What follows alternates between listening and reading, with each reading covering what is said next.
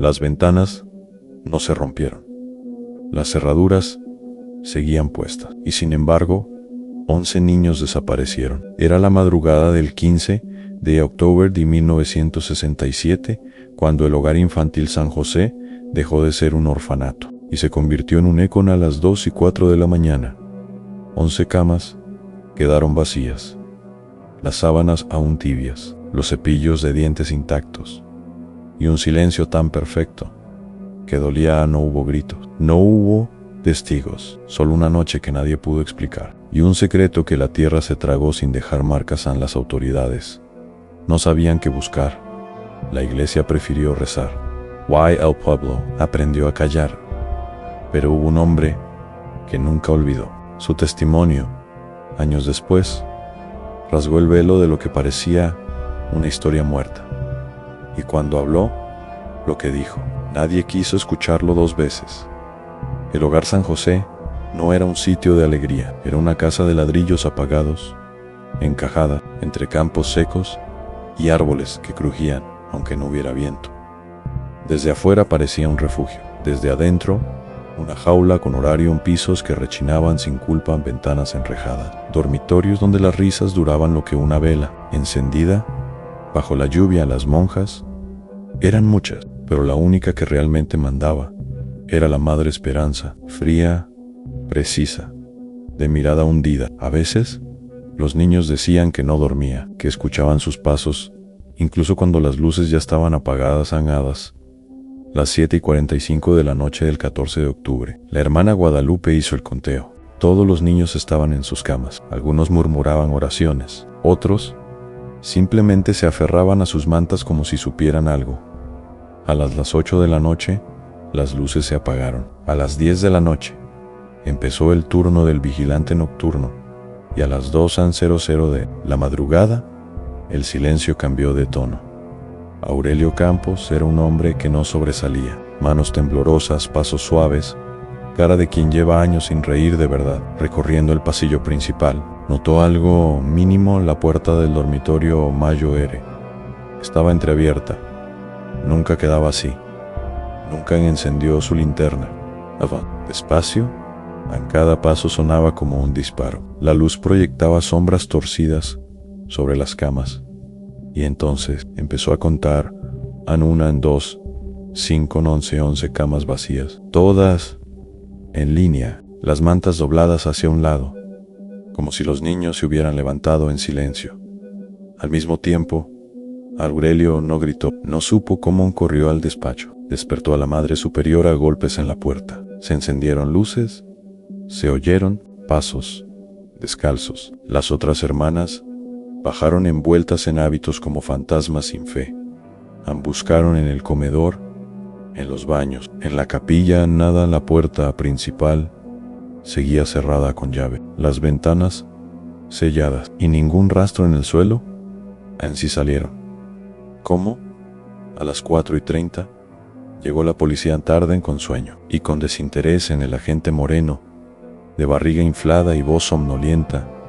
Apenas miró alrededor. Tal vez se fugaron. Son niños, hacen tonterías. La Madre Esperanza lo miró fijo. 11 niños no desaparecen por tonterías, oficial. Él no respondió. Tampoco anotó nada. Pero lo que ocurrió esa madrugada no empezó ahí. La grieta verdadera apareció días antes. Un hombre elegante visitó el orfanato. Traje gris, maletín, sonrisa con sabor a despacho. Dijo trabajar para una dependencia estatal. Preguntó cuántos niños vivían allí en sus edades, sus historias, sus vínculos. No firmó, no dejó contacto, solo miró en demasiado a Annie y se fue. A nadie volvió a saber de él, ni tampoco de los 11 niños que esa noche dejaron camas tibias, cepillos sin usar y un eco imposible de cerrar. Una vecina, doña Ernestina Cervantes, dijo haber oído un motor encendido a las 2 de la mañana. No vio rostros, no escuchó voces, pero el sonido no era cualquiera. Era un auto que no pertenecía al pueblo. Duró 2 minutos encendido. Luego desapareció. Como todo lo demás, Esa madrugada no se llevó gritos, se llevó nombres. El amanecer del 15 de octubre no trajo sol al orfanato San José, trajo una luz mortecina, como si el cielo se negara a iluminar lo que allí había ocurrido. Los árboles de la colonia San Manuel parecían más quietos que nunca.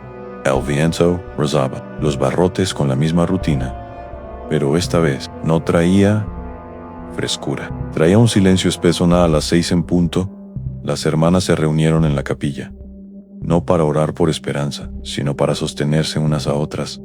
No habían dormido, no comían en solo. Susurraban frases rotas al aire. La hermana Guadalupe, de rodillas, repetía una y otra vez como si fuera un exorcismo: yo los conté, yo los vi acostados, todos estaban ahí. La madre Esperanza, firme en sus pies pero quebrada en el alma, habló por fin. Esto no fue una travesura, esto fue una grieta en la fe. No desaparecieron. Los arrancaron en los 69 niños restantes. Despertaron sin entender el peso del silencio. Miraban las camas vacías, los platos intactos, los juguetes inmóviles, y empezaron a llorar. Al María del Carmen, de apenas 10 años, rompió en gritos: ¿dónde está Carmen? ¿Por qué no vino hoy? Díganme. Los más pequeños se negaban a ir al baño solos.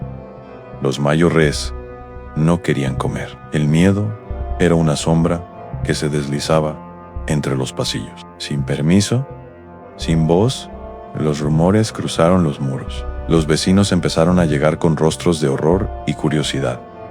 Algunos ofrecieron ayuda. Otros se limitaban a mirar, como si ya supieran que algo oscuro había estallado y nadie lo quería nombrar.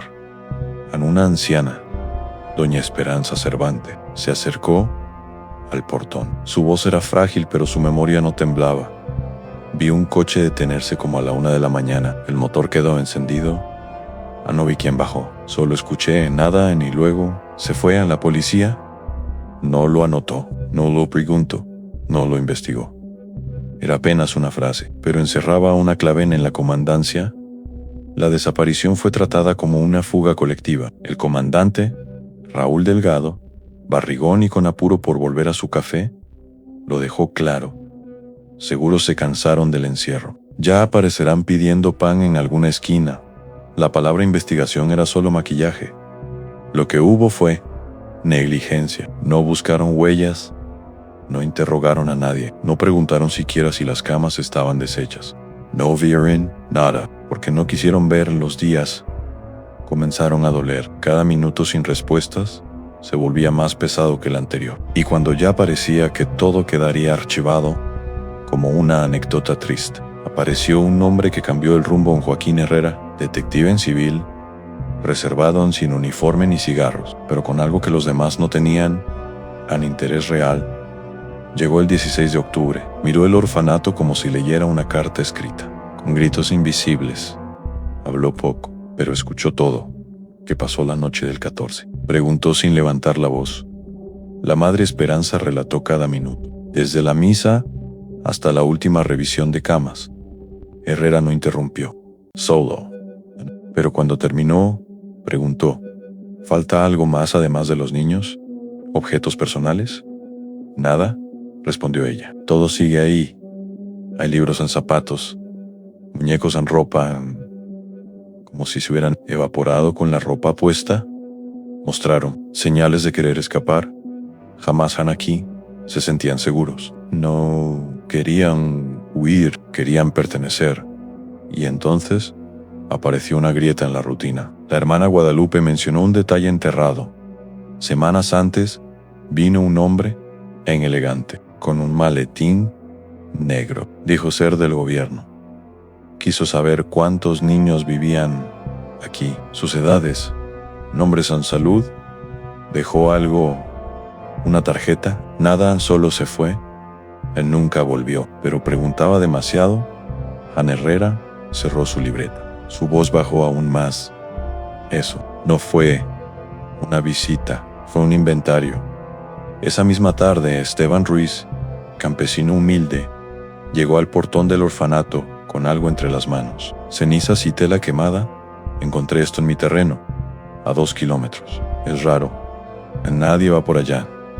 Herrera fue con él. La tierra estaba removida entre el barro.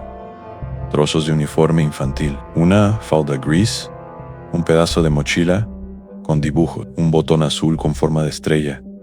Cuando encontró esto, mañana no estaba ayer. Herrera miró el horizonte gris, sintió un nudo en la garganta y murmuró como si hablara con los propios desaparecidos. Aquí no vinieron a jugar, aquí vinieron a borrar. La madrugada del 17 de octubre no solo fue más fría, fue inhumana. El aire dentro del orfanato San José olía a algo que no tenía nombre. Era ceniza, cian, pero también era pérdida y culpa, el tipo de olor que no se va con incienso ni oración. A los niños que quedaban ya no jugaban, ya no se peleaban por lápices, ya no reían, evitaban mirar hacia las camas vacías, como si al verlas pudieran desaparecer también.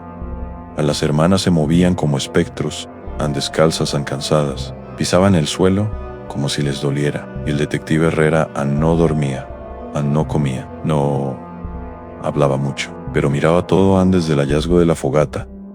Algo se había encendido en él, no era furia, no era pena, era esa energía que solo despierta cuando la verdad está ahí, oculta, en lo cotidiano, y sangra sin que nadie la nombre.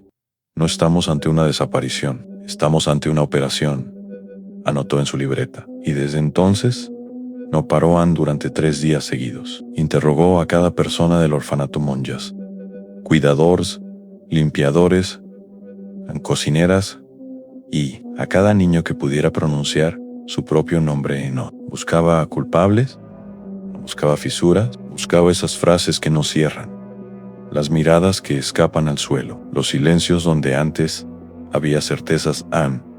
Y fue justo en los detalles más pequeños donde encontró su primer abismo. La hermana Carmen, encargada de la cocina, murmuró sin que nadie le preguntara. La noche del 14, faltaba una hogaza de pan y algunas tortillas. Pensé que era para un niño enfermo. Herrera no dijo nada, pero por dentro una frase le ardía como hierro caliente. Alguien preparó una salida. Esa misma tarde, el detective hizo algo que ninguna autoridad había hecho. Al romper la reverencia, fue directo a la Madre Esperanza. La miró sin rodeos y le lanzó la pregunta que nadie se atrevía a decir en voz alta. ¿Cuáyan ira is, licenciado Rodríguez? ¿De verdad no recuerda nada más? Ella tragó saliva. Bayo los hoyos. Sus manos comenzaron a temblar, como si contuvieran secretos demasiado pesados.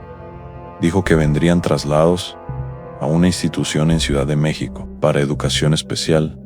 Parecía legítimo. ¿Le dejó alguna tarjeta? No. Volvió a aparecer. Nunca. Herrera frunció el ceño. El silencio entre ambos se volvió piedra. ¿Le pareció normal? En ese momento. Si aún ahora no duermo. Ninguno de los dos habló más, pero algo quedó dicho entre líneas. Ese hombre nunca vino a evaluar. Vino a seleccionar. El 20 de octubre. Esteban Ruiz volvió, el campesino que había encontrado la fogata, pero esta vez venía cargando un recuerdo.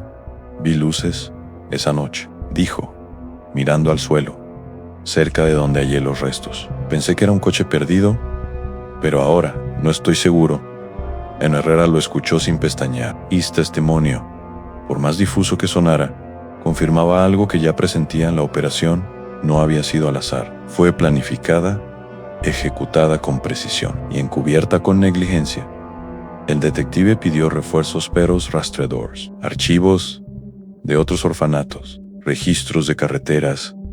Todo fue negado. La respuesta de las autoridades fue una bofetada. No podemos seguir con este caso. No hay evidencia de crimen, dijo el comandante Delgado, visiblemente molesto por la presión mediática. Pero Herrera no necesitaba más pruebas. Necesitaba coraje para seguir solo, y lo tenía. Mientras tanto, las familias comenzaron a llegar. Algunas llevaban años sin contacto, pero al enterarse, algo les estalló por dentro. Doña Carmen, la abuela de los gemelos Fernández, llegó con una bolsa de tela. Dentro las últimas camisetas de los niños. Él las olía cada noche. Al viento, Si no vuelven, yo tampoco quiero quedarme en el orfanato. Ya no era un refugio, era una trampa emocional.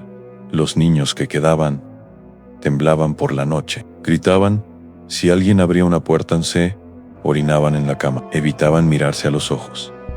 A la madre Esperanza reforzó puertas, cerraduras. En horario Sampero, todo era inútil. El miedo ya vivía allí y tenía nombre Herrera, solo, con la ropa arrugada y los ojos rojos. Dibujaba mapas en fechas, rutinas en turnos, y una noche, una pregunta lo detuvo en seco frente al cuaderno.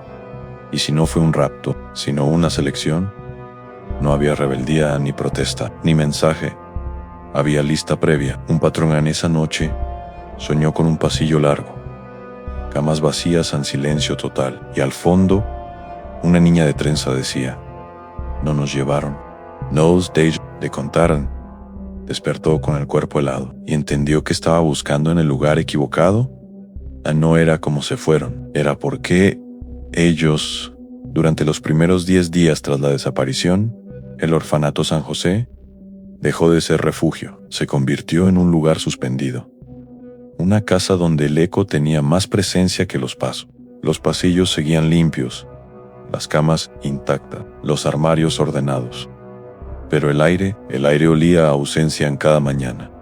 Los rezos se hacían más mecánicos. El sonido de las campanas ya no llamaba a la fe sino al miedo, y en cada rincón, algo invisible pesaba, como si el edificio completo intentara olvidar lo que sabía en la hermana Guadalupe. Caminaba cada noche por los dormitorios, pasaba frente a las camas vacías, deteniéndose en cada una como si saludara tumbas. Carmen, Roberto, Ana Sofía, susurraba los nombres como quien reza en un idioma olvidado, como si al nombrarlos pudieran volver a. Mientras tanto, el detective Joaquín Herrera se aferraba a su tablero. 11 rostros impresos, 11 pequeños fragmentos de vida, y arriba, una sola pregunta escrita a mano: ¿por qué ellos? Sabía que eso no fue al azar. Sabía que había un patrón, pero aún no encontraba la llave que abría esa puerta cerrada. Desde 1967, entonces, apareció el pasado Ñun, Umbre Mayo Ere, exfuncionario del Departamento de Asistencia Social, 72 años, mirada que evitaba el contacto, traía un sobre antiguo, manchado por los años. Esto se guardó, no por seguridad, sino por miedo, dijo, antes de sentarse adentro. Un documento confidencial, fechado en 1967, nombraba a un hombre que había visitado el orfanato meses antes, Roberto Venegas. Él no era inspector, dijo el anciano. Tampoco venía a evaluar, venía a elegir. Y nadie, absolutamente nadie, sabía a quién respondían al escuchar ese nombre. La madre Esperanza palideció. Sí, ese hombre vino, pero no usó ese nombre. Tenía acento raro. No gritaba. Harrow daba. Sin hacer esfuerzo, Herrera reconstruyó los registros de visitas. Anotaciones vagas, firmas, ausentes, pero un patrón se repetía: nombre alto, traje oscuro, maletín de cuero, siempre preguntando por la cantidad de niños, sus edades, a sus rutinas. Esto fue un catálogo, no una inspección, anotó el detective. Mientras las preguntas crecían, el dolor también lo hacía. Los niños que quedaron comenzaron a callar. 3 dejaron de hablar por completo. Otros se escondían bajo las camas, como si el mundo se les viniera encima una noche. Clara, de solo 7 años, despertó gritando: «¡Vienen por nosotros!». La madre, Patricia, encendió una vela y la abrazó sin preguntar. Sabía que cosas que no deben decirse 2 veces. En el dormitorio principal, la madre instaló un altar, 11 velas, una por cada niño ausente. Las encendía a las 8 de la noche, pero esa semana, una vela amaneció apagada sin viento, sin corriente, nada, en solo oscuridad. Tal vez no se apagó, susurró otra niña. Tal vez se fue con ellos.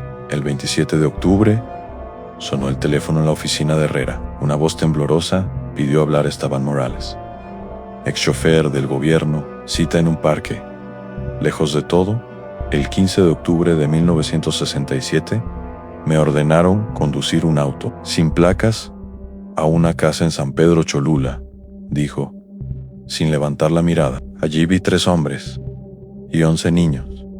Estaban vivos, sí, pero no hablaban los bajaban uno a uno, con los ojos vendados. Uno de ellos no caminaba. Lo cargaban en la garganta de Herrera. Se cerró. No preguntó más. No podía. Ané. A la mañana siguiente, volvió al orfanato. Subió solo a la capilla, frente al altar de las velas. Tomó una decisión. Encendió Doce, una extra an, no por un nuevo nombre, sino por una verdad que aún no tenía rostro. El 29 de octubre amaneció con un cielo turbio sobre Puebla. No llovía, pero el aire sabía a humedad antigua. Era como si algo que había estado enterrado durante décadas comenzara a descomponerse. Lentamente, en la superficie, An Joaquín Herrera ya no notaba en su libreta. Dibujaba siluetas sin rostro, flechas que giraban en círculo. Intentaba dar forma a un mapa que no existía en el papel, pero que ardía en su pecho. Dormía poco, y cuando dormía, soñaba con camas vacías en el orfanato San José. Las hermanas ya no rezaban por respuestas, rezaban por resistencia. Cada rincón del edificio parecía respirar con esfuerzo, como si los muros contuvieran un grito que nadie quería oír. Fue ese día cuando llegaron los resultados forenses de los restos hallados en la fogata en la Perito. Forense abrió la caja metálica sobre el escritorio del detective. Tela quemada, fibras infantiles, dijo, sin emoción, colores compatibles con los uniformes escolares, azul, blanco, gris, pero no era eso lo más inquietante. También había papel, agregó, bajando la voz. Documentos parcialmente calcinados, ilegibles, pero con tinta oficial. Herrera se quedó en silencio. Sintió un sabor metálico subir por su garganta. ¿Es posible determinar de qué eran esos papeles? No, con certeza, pero no eran comunes. Esto fue una quema organizada, cuidadosa, planeada. Cuando la madre Esperanza escuchó ese informe, cayó de rodillas. Por primera vez desde la desaparición, lloró sin vergüenza. No solo quemaron a los niños, quemaron sus nombres, susurró, con las manos abiertas, vacías, sobre las baldosas frías. Nadie se atrevió a levantar la Aquella Phrase. Quemaron los nombres. Quedó colgada en el aire del orfanato, como un humo invisible, como una lápida sin cuerpo. En las hermanas, esa misma noche, tomaron una decisión simbólica. Cubrieron cada cama vacía con una sábana blanca. Encima de cada una, dejaron una flor seca. Si regresan, murmuró la hermana Guadalupe, deben saber que su lugar no fue ocupado. Nadie lo sustituyó. Pero lo más inquietante estaba aún por llegar. En el 3, el 1 de octubre, Esteban Morales, el ex chofer del gobierno, apareció nuevamente. Tenía los ojos más hundidos, las manos más temblorosas. No le conté todo. Detective, dijo, sin mirarlo directamente. No por miedo, an por vergüenza. Herrera asintió. No era la primera vez que alguien decidía hablar demasiado tarde. 3 semanas después de llevar a los niños a la casa de San Pedro Cholula, me llamaron otra vez. Continuó. Esta vez, para trasladarlos a otro lugar. ¿Estaban todos? No. ¿Cuántos? 9.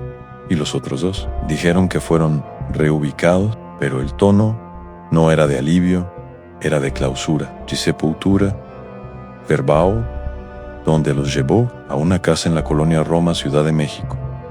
Que había allí un hombre extranjero. No hablaba español. Cuando los niños bajaron del auto, nadie los abrazó, a nadie los esperaba. Solo los contaron. Herrera anotó la dirección. Pero no solo eso, anotó el silencio con el que Morales había hablado, anotó la herida detrás de cada palabra, anotó el país que permite que 11 niños desaparezcan, y no pasa nada en esa noche. No muy lejos del orfanato, una mujer se presentó en la delegación de policía. Doña Irma tenía 65 años. En Losman, una carpeta de cuero, ajada por el tiempo. Mi primo trabajaba en el gobierno en 1967, Dijo, mi mundo esto, pero nunca entendí su valor. Hasta ahora adentro había cartas, fechadas entre septiembre y noviembre de ese año. Mencionaban una operación especial de traslado infantil. Once no, una firma Neran Venegas. Pero lo que más estremeció a Herrera fue una línea en una de las cartas entrega sin papeles.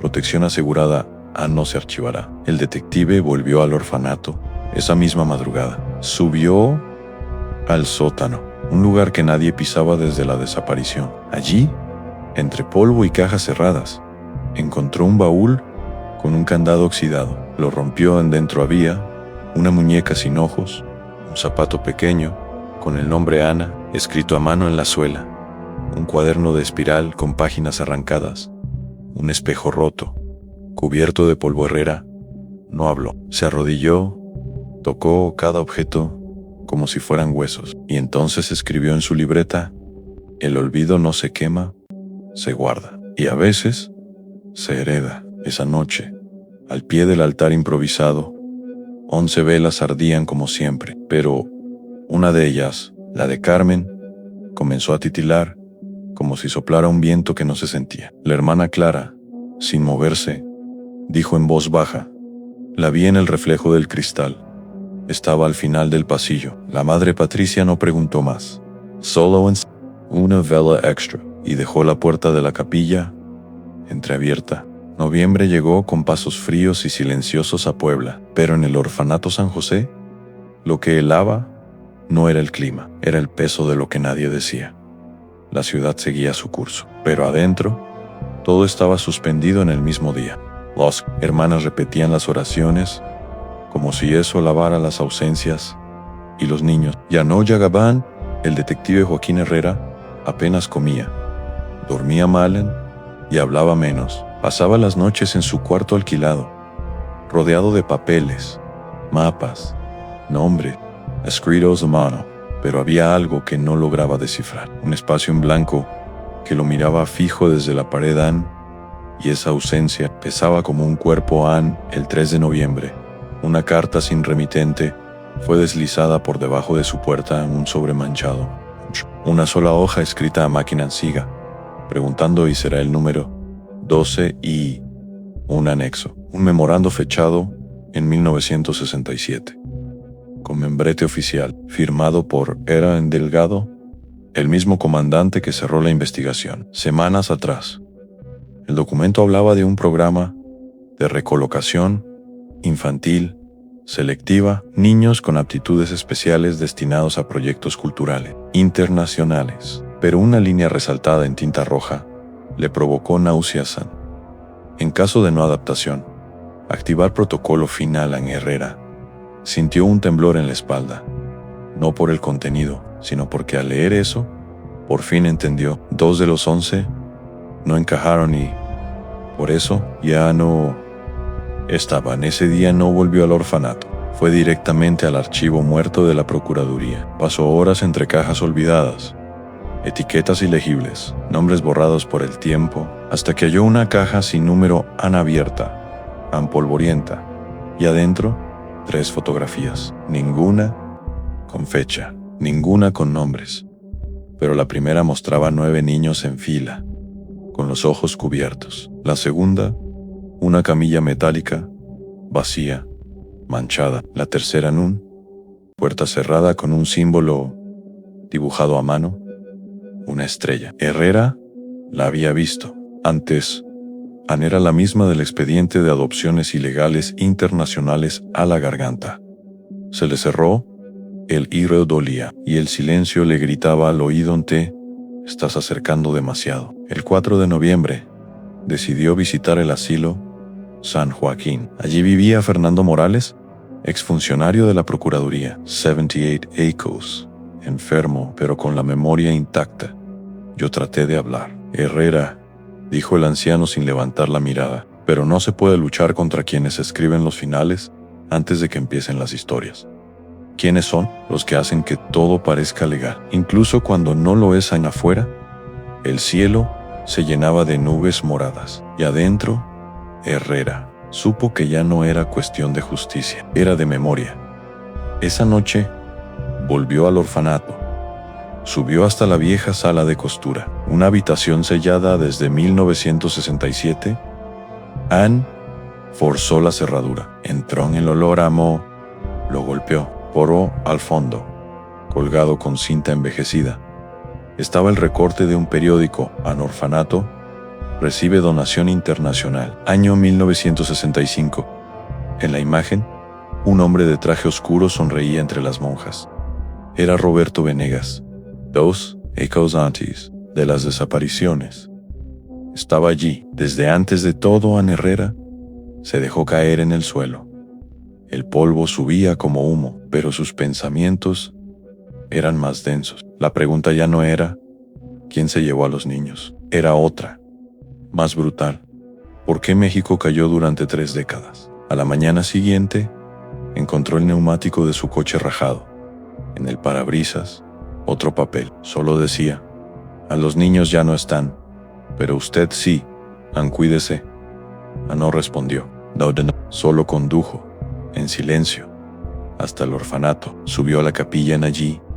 Todas las velas estaban apagadas a menos una. La de Carmen, la hermana Clara, entró detrás de él. En voz baja, dijo: ¿sabía que Carmen solía decir que los secretos pesan en el aire? ¿Cómo? Una vez me dijo una hermana: cuando hay secretos aquí, me cuesta respirar. Herrera no respondió, pero por primera vez. Laurel, 6 de noviembre de 1996. Un día cualquiera para la ciudad. Un día eterno para los que aún cargaban el peso del silencio. An Joaquín Herrera caminó solo hasta la sede de la Procuraduría General. Llevaba un maletín de cuero gastado. Dentro, 200 páginas cosidas a mano. La tinta manchada en algunos márgenes.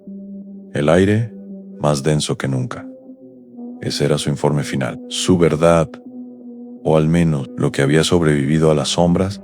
El documento contenía nombres, fechas, rutas, testigos, registros, cruceros, documentos olvidados y pistas nunca antes conectadas. Era más que un informe, era un mapa del horror institucionalizado, un esqueleto armado con palabras que sangraban. Anne lo entregó sin mirar a los ojos de nadie. Le dieron un recibo, le negaron la palabra. Anne, 3 días después, una notificación llegó a su casa en licencia médica por tiempo indefinido. Evaluación psiquiátrica recomendada. Lo llamaron inestable, lo llamaron obsesivo. A nunca lo llamaron de vuelta. No fue despedido, fue borrado. La madre, Esperanza, falleció ese mismo mes. No hubo funeral público. No hubo nota en los periódicos. Murió como vivió, obedeciendo. Pero en su lecho de muerte, con la mirada ya ida y las manos frías, susurró a la hermana Clara: Dios no nos castigó, fuimos nosotras quienes dimos las llaves a una frase que no está en ningún expediente, pero que quema más que cualquier confesión firmada. Doña Irma, la mujer que trajo las cartas del primo fallecido, desapareció semanas después. Su casa fue encontrada intacta en puertas sin forzar. Comida servida a medio terminar. Sobre el marco de la puerta, un símbolo hecho a tiza blanca, una estrella, la misma estrella que aparecía en los documentos secretos, la misma que marcaba camillas vacías y pasillos sin retorno. Nadie investigó su ausencia. Nadie la buscó, porque algunos fantasmas no conviene invocar. En diciembre de 1996, el orfanato San José cerró sus puertas, oficialmente, por reformas estructurales, pero en realidad fue una sepultura simbólica, un entierro de paredes que aún susurraban por las noches en las camas. Fueron retiradas a las velas, apagada, los diarios, incinerados, pero el olor, is no safe you, un olor a infancia robada y secretos empolvados, como si las paredes lloraran por dentro. 5 años después, en 2001, una periodista independiente, de esas que nadie financia, pero que escriben con la carne, publicó un artículo en un portal digital, sin patrocinadores, a los 11 del silencio. El caso que México decidió olvidar. El texto no tenía imágenes, ni edición profesional, solo palabras que vibraban como huesos bajo la tierra. El artículo se volvió viral en foros alternativos. Fue leído en radios comunitarias, compartido en cadenas de correos. Nunca llegó a la televisión, pero llegó a donde más duelen a las madres que aún soñaban con pasos pequeños en el pasillo. Lo que más estremeció no fueron los documentos filtrados, ni los nombres, ni siquiera las fechas. Fue una sola frase, una línea final que parecía escrita por alguien que ya no esperaba justicia, sino memoria, y hay noches en que 11 puertas suenan al mismo tiempo y nadie, absolutamente nadie, se atreve a abrir. Esa frase se volvió mantra en eco, una advertencia. O tal vez, cicatriz. La hermana Clara vive hoy en un convento perdido en las montañas de Oaxaca. No recibe visitas, no concede entrevistas, pero cada noche, a la misma hora, enciende 11 velas frente a una ventana que da al bosque.